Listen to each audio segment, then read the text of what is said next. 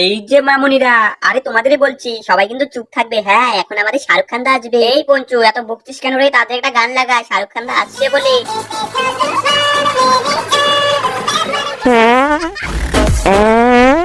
আরে কে পারলো রে?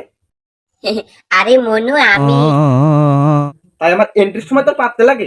কালকে রাত্রে তুমি যে মুলা খাইছিলে, ওই তোমার মুলা খাওয়ার গন্ধে আমার একদম পেট খারাপ হয়ে গেছে, আর কি বলবো। তো বন্ধুরা, এখন আমরা করব জি। খালি জিম করলে হবে না, ওইটাও ছাড়তে হবে।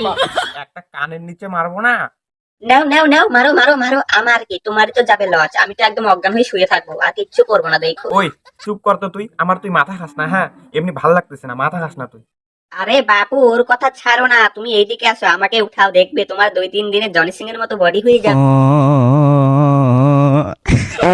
মূলা স্বাস্থ্যের পক্ষে ক্ষতিকারক, দিনে 3 বার।